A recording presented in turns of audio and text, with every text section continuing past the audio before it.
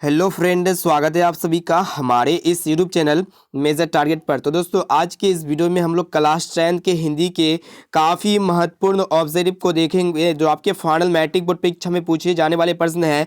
और दोस्तों, जैसा कि आप लोगों को पता है कि हम क्लास 10 के सभी विषय के 1000 plus objective most important objective questions को देख रहे हैं, जो आपके फाइनल मैट्रिक बोर्ड परीक्षा में अगर 1000 प्लस ऑब्जेक्टिव क्वेश्चंस को अच्छी तरह से याद कर लेते हैं तो आपके फाइनल मैट्रिक बोर्ड परीक्षा में हो सके इक्का दुक्का प्रश्न छूट सकता है, लेकिन इससे बाहर आपका एक भी प्रश्न नहीं छूटेगा, ये मेरा गारंटी है।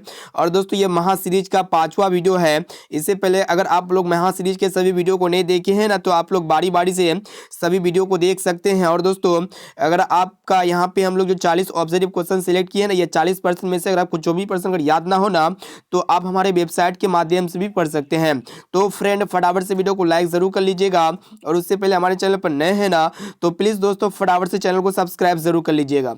और दोस्तों, पीडीएफ डाउनलोड करने के लिए जो है ना, आप लोग को सिंपली गूगल में सर्च करना होगा मेजर टारगेट 10, बस इतना ही सर्च कीजिए, आपको जो है ना हमारे वेबसाइट पे आपको लेके चले जाएंगे। ठीक है, मेजर टारगेट 10 जैसे ही सर्च कीजिएगा तो आपको हमारे वेबसाइट में लेके चले जाएगा। ठीक है, तो देखते हैं यहाँ पे आज का प्रथम प्रश्न, जो कि काफ़ी महत्वपूर्ण है कि भारतीय संविधान के निर्माता किन्हें कहा जाता है। बहुत ही महत्वपूर्ण है।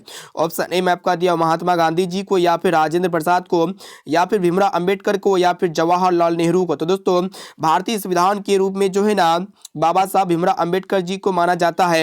यहाँ पे मेरा ऑप्शन नंबर सी जो ना बिल्कुल सही उत्तर हो जाएगा। और दोस्तों, भीमराव अंबेडकर जी का जन्म जो है ना 14 अप्रैल 1891 ईस्वी में हुआ था। इसे आप लोग को याद रखना है। अब चलिए फ्रेंड, देखते हैं यहाँ पे अगला प्रश्न है। तो दोस्तों देखिए, दूसरा प्रश्न क्या कर रहा है कि श्रम विभाजन और जाति प्रथा पाठ बाबा साहब के किस भाषण का संपादित अंश है। ऑप्शन ए में दिया हुआ the custom in India there mechanism, या फिर ऑप्शन बी में आपका दिया हुआ जेनेसिस एंड डेवलपमेंट, या फिर एनिहिलेशन ऑफ कास्ट, या फिर हु आर शूद्राज। तो दोस्तों, श्रम विभाजन और जाति प्रथा पाठ जो है ना, ये बाबा साहब के एनिहिलेशन ऑफ इंडिया पर थी आधारित है। ठीक है, यानी कि यहाँ पे हमारा ऑप्शन नंबर सी जो ना बिल्कुल सही उत्तर हो जाएगा, एनिहिलेशन कास्ट। अब देखिए यहाँ पे तीसरा प्रश्न क्या कर रहा है कि भीमराव अंबेडकर के मुख्यतः प्रेरक व्यक्ति रहे, यानी कि कौन जो है ना भीमराव अंबेडकर के मुख्यतः प्रेरक व्यक्ति रहे। ऑप्शन ए में आपका दिया बुद्ध, या फिर कबीर, या फिर ज्योतिबा फुले, और ऑप्शन डी में आपका दिया हुआ है उपयुक्त सभी। तो दोस्तों, भीमराव अंबेडकर के मुख्यतः प्रेरित व्यक्ति जो है ना बुद्ध रहे, कबीर रहे, और ज्योतिबा फुले रहे, यानी कि ये सभी रहे। यहाँ पे हमारा ऑप्शन नंबर डी जो है ना बिल्कुल सही उत्तर हो जाएगा। अब चलिए फ्रेंड, देखते हैं यहाँ पे चौथा प्रश्न, जो कि काफी महत्वपूर्ण है कि आदर्श समाज स्वतंत्रता समानता भ्रातृत्व पर आधारित होगा, किसने कहा। Most important. ऑप्शन ए में आपका दे मैक्स मुलर ने, या फिर भीमराव अंबेडकर जी ने, या फिर बिरजू महाराज ने, या फिर अज्ञे ने। तो दोस्तों, आदर्श समाज स्वतंत्रता समानता भ्रातृत्व पर आधारित होगा, ये जो है ना भीमराव अंबेडकर जी ने कहा था। यहाँ पे हमारा ऑप्शन नंबर बी जो है ना बिल्कुल सही उत्तर हो जाएगा। अब देखिए हमें 5वां प्रश्न क्या कर रहा है कि आधुनिक सभ्य समाज श्रम विभाजन को आवश्यक क्यों मानता है। ऑप्शन ए में आपका दिया हुआ कार्य कुशलता के लिए, या फिर भाईचारे के लिए, या फिर ऑप्शन सी में आपका दिया हुआ है रूढ़िवादिता के लिए, या फिर इनमें से कोई नहीं। तो दोस्तों, आधुनिक सभ्य समाज श्रम विभाजन को आवश्यक जो है ना कार्य कुशलता के लिए मानते हैं। यहाँ पे हमारा ऑप्शन नंबर ए जो है ना बिल्कुल सही उत्तर हो जाएगा। तो दोस्तों, अभी तक आप वीडियो को लाइक नहीं किए ना, तो प्लीज़ दोस्तों फटाफट से वीडियो को लाइक जरूर कर लीजिएगा। और दोस्तों, आप हमारे चैनल पर नए आए हैं ना, तो प्लीज़ दोस्तों फटाफट से चैनल को भी सब्सक्राइब जरूर कर लीजिएगा।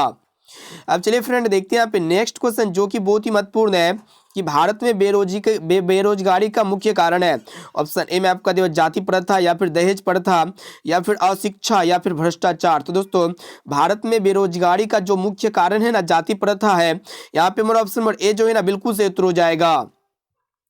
अब चलिए फ्रेंड, देखते हैं यहाँ पे नेक्स्ट क्वेश्चन भी बहुत ही महत्वपूर्ण है कि बाबा साहब भीमराव अंबेडकर का निधन कब हुआ। बहुत ही महत्वपूर्ण है। ऑप्शन ए में आपका दिया 1950 में, या फिर 1952 में, या फिर 1956 में, या फिर 1960 में। तो दोस्तों, बाबा साहब भीमराव अंबेडकर जी का निधन जो है ना 1956 में हुआ था। यहाँ पे हमारा ऑप्शन नंबर सी जो है ना बिल्कुल सही उत्तर हो जाएगा। अब चलिए फ्रेंड, देखते हैं यहाँ पे नेक्स्ट क्वेश्चन, जो कि बहुत ही महत्वपूर्ण है। देखिएगा क्वेश्चन से कह रहा है कि देखिएगा कि महू मध्य प्रदेश किनका जन्म स्थान है। ऑप्शन ए में आपका भीमराव अंबेडकर जी का, या फिर महात्मा गांधी जी का, या फिर मैक्स मुलर का, या फिर इस्मिल्ला खां का। तो दोस्तों, महू मध्य प्रदेश में जो है ना भीमराव अंबेडकर जी का जन्म स्थल है। यहाँ पे हमारा ऑप्शन नंबर ए जो है ना बिल्कुल सही उत्तर हो जाएगा। अब चलिए फ्रेंड देखते हैं यहाँ पे नेक्स्ट क्वेश्चन देखिएगा, बहुत ही महत्वपूर्ण है कि दायर मैकेनिज्म किनकी कीर्ति है। ऑप्शन ए में आपका दिया हुआ है यतीन्द्र मिश्र की, या फिर रामविलास शर्मा की, या फिर महात्मा गांधी जी की, या फिर भीमराव अंबेडकर की। दोस्तों दायर मैकेनिज्म जो है ना, ये भीमराव अंबेडकर जी की जो है कीर्ति है, ठीक है। यहाँ पे हमारा ऑप्शन नंबर डी जो है ना बिल्कुल सही उत्तर हो जाएगा। अब चलिए फ्रेंड देखते हैं यहाँ पे नेक्स्ट क्वेश्चन जो कि बहुत ही महत्वपूर्ण है। देखिएगा क्वेश्चन से एक राय की विडंबना का अर्थ है। तो दोस्तों विडंबना का अर्थ क्या, समर्थक है, या फिर पालक है, या फिर उपहास है, या फिर अचानक है। तो दोस्तों विडंबना का जो सही और सटीक मीनिंग होता है ना, उपहास होता है। ऑप्शन नंबर सी यहाँ पे हमारा बिल्कुल सही उत्तर हो जाएगा। अब चलिए फ्रेंड देखते हैं यहाँ पे नेक्स्ट क्वेश्चन जो कि बहुत ही महत्वपूर्ण है कि भारत में जाति प्रथा का मुख्य कारण क्या है। ऑप्शन ए में आपका दिया बेरोजगारी, या फिर गरीबी, या फिर उद्योग धंधों की कमी, या फिर अमीरी। तो दोस्तों भारत में जाति प्रथा का जो मुख्य और मेन कारण है ना, बेरोजगारी है। यहाँ पे हमारा ऑप्शन नंबर ए जो है ना बिल्कुल सही उत्तर हो जाएगा। चलेगा देखते हैं यहाँ पे नेक्स्ट क्वेश्चन क्या कर रहा है कि मानव मुक्ति के पुरोधा किसे कहा गया है। ऑप्शन ए में आपका दिया हुआ है नलिन विलोचन शर्मा जी को, या फिर यतीन्द्र मिश्र को, या फिर भीमराव अंबेडकर जी को, या फिर अमरकांत को। तो दोस्तों आप लोग फटाफट से बताइए कि मानव मुक्ति के पुरोधा किसे कहा गया है। तो दोस्तों मानव मुक्ति के पुरोधा जो है ना किसे कहा गया है, भीमराव अंबेडकर जी को कहा गया है। यहाँ पे हमारा ऑप्शन नंबर सी जो है ना बिल्कुल सही उत्तर हो जाएगा। अब चलिए फ्रेंड देखते हैं यहाँ पे नेक्स्ट क्वेश्चन जो कि बहुत ही महत्वपूर्ण है। तो दोस्तों देखिएगा क्वेश्चन ये कह रहा है कि मदन किसका बेटा है। ऑप्शन ए में आपका दिया हुआ सेन साहब का, या फिर गिरधर लाल का, या फिर शोफर का, या फिर ऑप्शन डी में आपका दिया हुआ है अखबार नवीस का। तो दोस्तों ये मदन जो है ना गिरधर लाल का बेटा है। ऑप्शन नंबर बी यहाँ पे हमारा बिल्कुल सही उत्तर हो जाएगा। अब चलिए फ्रेंड देखते हैं यहाँ पे नेक्स्ट क्वेश्चन क्या कर रहा है कि सेन साहब की कितनी लड़कियां थी। तो दोस्तों बहुत ही सिंपल प्रश्न है और आप सबको बहुत बार बताया कि कितनी लड़कियां थी सेन साहब की। तो दोस्तों यहाँ पे फटाफट से आप लोग कमेंट बॉक्स में कमेंट कर सकते हैं, या फिर आप लोग लाइव चैट में यहाँ पे जो है ना आप लोग कमेंट भी कर सकते हैं। देखिएगा आप चैनल को सब्सक्राइब नहीं किए ना तो आप लाइव चैट में कमेंट करने नहीं पाइएगा, तो फटाफट से चैनल को सब्सक्राइब जरूर कर लीजिएगा। तो दोस्तों सेन साहब की जो है ना 5 लड़कियां थी, ठीक है। यहाँ पे ऑप्शन नंबर डी जो है ना बिल्कुल सही उत्तर हो जाएगा। अब चलिए फ्रेंड देखते हैं यहाँ पे ये सेन साहब की 5 लड़कियां थी। देखिएगा सीमा, रजनी, आलो, शेफाली, आरती, ये पांचों किसकी लड़कियां थी, सेन साहब की थी, जो आपको पहले ही बताया, ठीक है। यहाँ पे हमारा ऑप्शन नंबर सी जो है ना बिल्कुल सही उत्तर हो जाएगा, ठीक है। तो दोस्तों अभी तक वीडियो को लाइक नहीं किया ना तो प्लीज दोस्तों फटाफट से वीडियो को लाइक जरूर कर लीजिएगा। देखिएगा नेक्स्ट क्वेश्चन क्या कर रहा है कि ना उम्मीद बुढ़ापे की आंखों का तारा है, यानी कि ना उम्मीद बुढ़ापे की आंखों का तारा कौन है, मदन है, या फिर खोखा है, या फिर रजनी है, या फिर शेफाली है। तो दोस्तों ना उम्मीद बुढ़ापे की आंखों का तारा जो है ना खोखा है। यहाँ पे हमारा ऑप्शन बी जो है ना बिल्कुल सही उत्तर हो जाएगा। अब चलिए दोस्तों देखते हैं यहाँ पे नेक्स्ट क्वेश्चन जो कि बहुत ही महत्वपूर्ण है कि किसके अनुसार सैनी ने सिद्धांतों को भी बदल लिया था। ऑप्शन ए में आपका बेटियों के अनुसार, या फिर खोखा के अनुसार, या फिर मदन के अनुसार, या फिर गिरधर के अनुसार। तो दोस्तों आप लोग को बता देते हैं खोखा के अनुसार जो है ना सैनियों ने सिद्धांतों को भी बदल दिया था। यहाँ पे हमारा ऑप्शन बी जो है ना बिल्कुल सही उत्तर हो जाएगा। अब चलिए दोस्तों देखते हैं यहाँ पे नेक्स्ट क्वेश्चन जो कि बहुत ही महत्वपूर्ण है कि खोखा के दांत किसने तोड़े। ऑप्शन ए में आपका जो मदन ने, या फिर मदन के दोस्त ने, या फिर सेन साहब ने, या फिर गिरधर ने। तो दोस्तों खोखा के दांत जो है ना मदन ने तोड़े थे। ऑप्शन नंबर ए जो है ना बिल्कुल सही उत्तर हो जाएगा। अब चलिए दोस्तों देखते हैं यहाँ पे नेक्स्ट क्वेश्चन जो कि बहुत ही महत्वपूर्ण है। और दोस्तों यहाँ पे जो हम लोग 40 काफी महत्वपूर्ण ऑब्जर्व क्वेश्चंस को लाए हैं ना, ये सभी प्रश्न महासीरीज का क्वेश्चंस है। अगर आप लोग महासीरीज के सभी क्वेश्चंस को अच्छी तरह से याद कर लेते, पढ़ लेते हैं ना, तो आपके फाइनल मैट्रिक बोर्ड परीक्षा में महासीरीज से एक भी क्वेश्चन नहीं छूटने वाला है। मतलब आपका फाइनल मैट्रिक बोर्ड परीक्षा में एक भी क्वेश्चन नहीं छूटेगा, सभी प्रश्न बहुत ही महत्वपूर्ण है। देखिएगा 20वां प्रश्न क्या कर रहा है कि भारत से हम क्या सीखे कि रचनाकार है। ऑप्शन ए में आपका दे मैक्स मुलर, या फिर गुणाकर मूले, या फिर हजारी प्रसाद द्विवेदी, या फिर यहाँ पे जो पश्चिमी बिरजू महाराज। तो दोस्तों आप लोग बता दे पंडित बिरजू महाराज होगा, ठीक है। तो यहाँ पे भारत से हम क्या सीखे कि रचनाकार जो है ना कौन है, वही आप लोग को बताना है। तो दोस्तों ये जो है ना भारत से हम क्या सीखे, इनके रचनाकार मैक्स मुलर जी है। ऑप्शन नंबर ए जो है ना बिल्कुल सही उत्तर हो जाएगा। अब देखिएगा नेक्स्ट क्वेश्चन क्या कर रहा है कि भारत से हम क्या सीखे क्या है। तो दोस्तों भारत से हम क्या सीखे एक प्रकार का भाषण है। ऑप्शन नंबर सी जो है ना बिल्कुल सही उत्तर हो जाएगा। अब चलिए फ्रेंड देखते हैं यहाँ पे नेक्स्ट क्वेश्चन। देखिएगा क्या कर रहा है कि मैक्स मुलर थे। तो दोस्तों मैक्स मुलर जो है ना ये क्या थे, भारत भक्त, या फिर संस्कृत अनुरागी, या फिर वेदों के प्रति आगाध आस्था रखने वाले, या फिर उपयुक्त सभी। तो दोस्तों आप लोग को बता देते हैं ये मैक्स मुलर जो है ना भारत भक्त हो गया, संस्कृत अनुरागी हो गया, और वेदों के प्रति आगाध आस्था रखने वाले, यानी कि ये सभी थे। ऑप्शन नंबर डी यहाँ पे हमारा बिल्कुल सही उत्तर हो जाएगा। चलिए दोस्तों देखते हैं यहाँ पे नेक्स्ट क्वेश्चन जो कि बहुत ही महत्वपूर्ण है। देखिएगा क्या करा है कि मैक्स मूलर के पिता का नाम क्या था, बहुत ही महत्वपूर्ण है। ऑप्शन ए में आपका दिया हुआ है विल्हेम मूलर या फिर विल्हेम मूलर या फिर विल्हेल्म मूलर या फिर विदेन मूलर। तो दोस्तों आप लोग बता देते हैं मैक्स मूलर के पिताजी का नाम जो है ना विल्हेल्म मूलर थे, ठीक है। यहाँ पे मेरा ऑप्शन नंबर सी जो है ना बिल्कुल सही उत्तर हो जाएगा। चलेगा फ्रेंड, देखते हैं यहाँ पे नेक्स्ट क्वेश्चन क्या करा है कि हिंदी भाषा की लिपि क्या है। तो दोस्तों हिंदी भाषा की लिपि जो है ना देवनागरी लिपि है। ऑप्शन नंबर बी यहाँ पे हमारा बिल्कुल सही उत्तर हो जाएगा। सभी प्रश्न जो है ना MBVI है। अब चलिए फ्रेंड देखते हैं यहाँ पे नेक्स्ट क्वेश्चन। अब जो है ना डेली लाइव क्लास होगा, यहाँ पे हम लोग डेली क्लास कराएंगे। देखिए क्वेश्चन से कराए कि संस्कृत, मराठी और नेपाली भाषाओं की लिपि क्या, बहुत ही महत्वपूर्ण है। ऑप्शन ए में आपको संस्कृत, नेपाली या फिर रोमन या फिर देवनागरी। तो दोस्तों देखिएगा संस्कृत हो गया, मराठी, नेपाली, ये सभी जो है ना देवनागरी भाषाओं में लिखी जाती है। ऑप्शन नंबर डी जो है ना बिल्कुल सही उत्तर हो जाएगा। देखिएगा दोस्तों नेक्स्ट क्वेश्चन क्या कराए कि देवनागरी लिपि का विकास किस लिपि से हुआ। ऑप्शन ए में आपका जो ब्राह्मी लिपि से या फिर खरोष्टी लिपि से या फिर रोमन लिपि से या फिर गुरुमुखी लिपि से। तो दोस्तों देवनागरी लिपि का जो विकास हुआ था ना ब्राह्मी लिपि से हुआ था। ऑप्शन नंबर ए यहाँ पे बिल्कुल सही उत्तर हो जाएगा, ठीक है। दोस्तों वीडियो को फटाफट से लाइक जरूर कर लीजिएगा और दोस्तों चैनल को अभी तक सब्सक्राइब नहीं किया ना तो प्लीज दोस्तों फटाफट से चैनल को भी सब्सक्राइब जरूर कर लीजिएगा। चलिए देखते हैं यहाँ पे नेक्स्ट क्वेश्चन क्या करा है कि कौन सी लिपि दाई से बाई और लिखी जाती है। ऑप्शन ए में आपका दिया हुआ है रोमन लिपि या फिर खरोष्टी लिपि या फिर देवनागरी लिपि या फिर फारसी लिपि। तो दोस्तों आप लोग को बता देते हैं यहाँ पे जो है ना फारसी लिपि क्या होता है कि बाई से दाई और लिखी जाती है, ठीक है, या दाई से बाई और लिखी जाती है फारसी लिपि। ऑप्शन नंबर डी जो है ना बिल्कुल सही उत्तर हो जाएगा। दाई से बाई और जो है ना फारसी लिपि लिखी जाती है। अब चलिए फ्रेंड देखते हैं यहाँ पे देखिएगा नेक्स्ट क्वेश्चन भी बहुत ही महत्वपूर्ण है कि देवनागरी लिपि क्या है। ऑप्शन ए में आपका दिया हुआ है अक्षरात्मक लिपि या फिर वर्णात्मक लिपि या फिर चित्र लिपि या फिर सूत्र लिपि। तो दोस्तों आप लोग बता देते हैं ये जो देवनागरी लिपि है ना अक्षरात्मक लिपि है। ऑप्शन नंबर ए यहाँ पे हमारा बिल्कुल सही उत्तर हो जाएगा। अब चलिए फ्रेंड देखते हैं यहाँ पे नेक्स्ट क्वेश्चन क्या करा है कि खेद शब्द है। तो दोस्तों विदेशज या फिर तद्भव या फिर देशज या फिर तत्सम। तो दोस्तों ये खेद शब्द जो है ना ये एक खेद शब्द क्या है, तत्सम शब्द है, ठीक है। यहाँ पे मेरा ऑप्शन नंबर बी जो है ना सॉरी यहाँ पे तत्सम ऑप्शन नंबर डी में दिया हुआ है।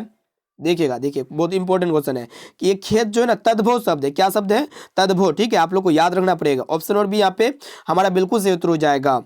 अब चलिए फ्रेंड देखते हैं यहाँ पे नेक्स्ट क्वेश्चन भी बहुत ही महत्वपूर्ण है। देखिएगा कि उत्पत्ति की दृष्टि से शब्द कितने प्रकार के होते हैं, बहुत ही महत्वपूर्ण है। तो यहाँ पे उत्पत्ति की दृष्टि से शब्द के जो है ना 2 प्रकार होते हैं और दोस्तों अगर बनावट की दृष्टि बोला जाए तो बनावट की दृष्टि से शब्द के 3 प्रकार होते हैं। इसे आप लोग को याद रखना है। अब देखिए नेक्स्ट क्वेश्चन क्या कराए कि रूपांतरण की दृष्टि से शब्द कितने प्रकार के होते हैं। तो दोस्तों रूपांतरण की दृष्टि से शब्द जो है ना 2 प्रकार के होते हैं। यहाँ पे उत्पत्ति की दृष्टि से शब्द कितने प्रकार के होते हैं, 4 प्रकार के होते हैं, ठीक है। इसे आप लोग को याद रखना पड़ेगा, गलती नहीं करना है, ठीक है, मिस्टेक हो रहा है मेरा थोड़ा। तो यहाँ पे उत्पत्ति की दृष्टि से शब्द कितने प्रकार के होते हैं, 4 प्रकार के होते हैं, ठीक है। उत्पत्ति की दृष्टि से शब्द 4 प्रकार के होते हैं, ठीक है।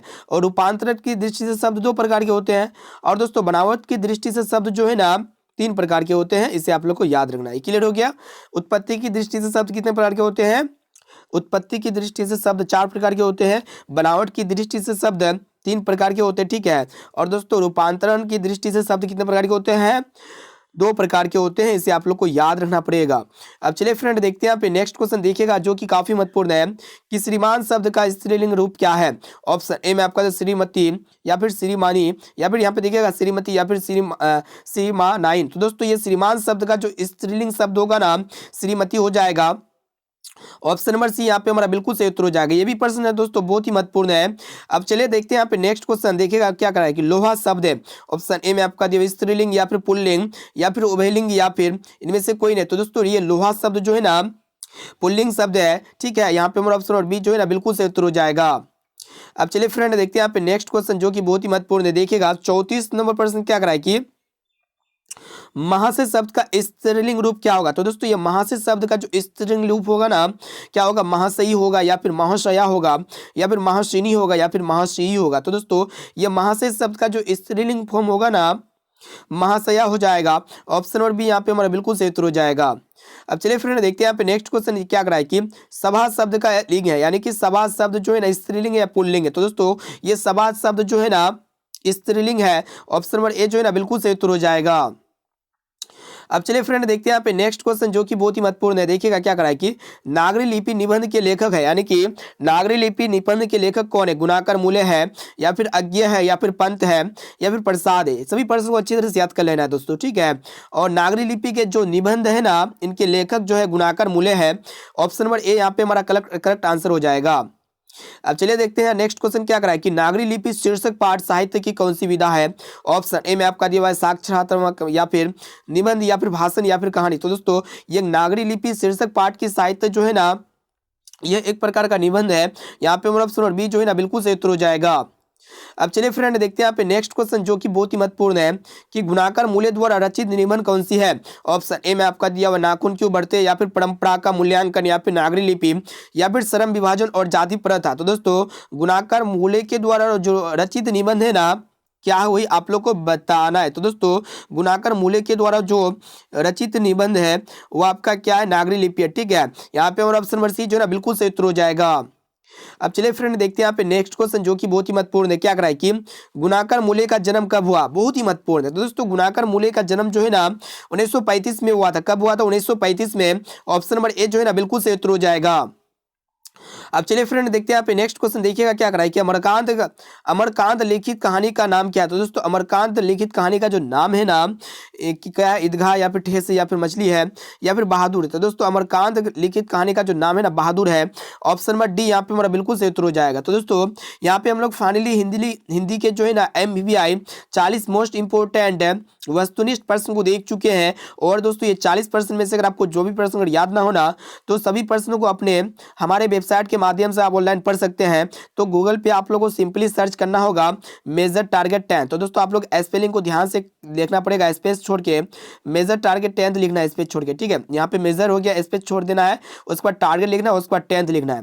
दोस्तों मेजर टारगेट 10 जैसे लिखिएगा ना, तो आपको पहला वाला लिंक में क्लिक करना पड़ेगा। उसको सबसे नीचे स्क्रॉल डाउन करके जो है ना आप महासीरीज के सभी क्वेश्चंस को ऑनलाइन पढ़ सकते हैं। और दोस्तों आप लोग हमें फटाफट से कमेंट करके बताइएगा कि 40% में से पहले से आप लोगों को कितना % का सही और सटीक आंसर याद था।